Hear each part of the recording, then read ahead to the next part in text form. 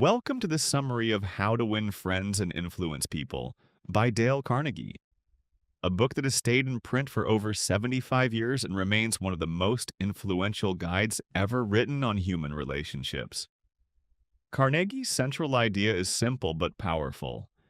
Your success in life depends far less on technical knowledge and far more on your ability to understand people and deal with them effectively. In this summary, we'll walk through the 5 keys at the heart of the book, one at a time. The first key is avoid criticism.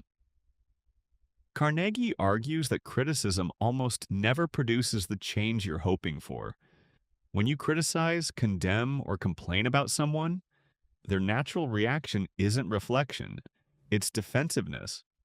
People wrap their ego around their actions and opinions, and an attack on those feels like an attack on who they are. This triggers resentment, not growth. Carnegie points out that even the most notorious historical figures rarely saw themselves as villains. They justified their own actions and often blamed everyone but themselves. If that's true of history's harshest figures, it's certainly true of the people around us. Instead of pointing out flaws, Carnegie encourages understanding why someone acted the way they did before reacting. He famously noted that any fool can criticize, but it takes character and self-control to understand and forgive. The practical takeaway: before you correct, condemn, or vent frustration at someone, pause. Ask what you'd feel and think in their exact position. That shift alone can transform your relationships at home, at work, and everywhere in between. The second key is give sincere, honest appreciation. Carnegie makes the case that one of the deepest human cravings is the feeling of being important. Beyond food, sleep, and basic security, people desire to feel valued and recognized. Yet in daily life, most of us are far quicker to point out what's wrong than to acknowledge what's right. The distinction Carnegie draws is crucial. Appreciation is not the same as flattery.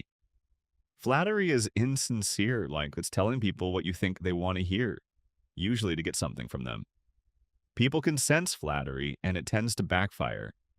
Genuine appreciation, on the other hand, comes from actually noticing something real and worthwhile in another person and acknowledging it honestly.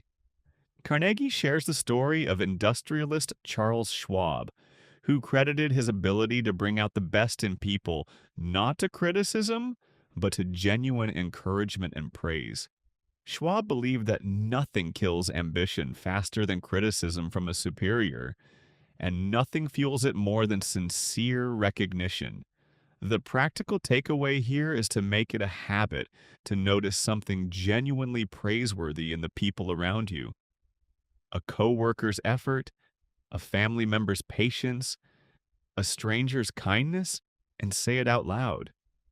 Small, honest words of appreciation, offered consistently, build trust and loyalty that criticism could never achieve. People tend to rise to the level of belief you show in them. The third key is become genuinely interested in other people. Carnegie observed something that still holds true today. Most people are far more interested in talking about themselves than listening to you talk about yourself. If you want to make a real connection, the fastest path isn't being interesting. It's being interested. He illustrates this with a simple but telling comparison. A dog. Dogs don't need to prove anything to earn your affection. They show pure, uncalculated interest in you, and that alone makes them beloved companions. Carnegie's point is that you can make more genuine friends in 2 months by becoming truly interested in others than you can in 2 years trying to get others interested in you. Being genuinely interested means asking people about their experiences, their challenges, and their passions, and then actually listening to the answers rather than waiting for your turn to speak. It means remembering details they've shared and following up on them later which signals that they truly matter to you. This principle applies just as much in business as in personal life. Carnegie describes salespeople and professionals who won over difficult clients not through clever pitches, but by showing authentic curiosity about the other person's needs, struggles, and goals first. The practical takeaway: in your next conversation, resist the urge to redirect the topic back to yourself. Ask a follow-up question instead.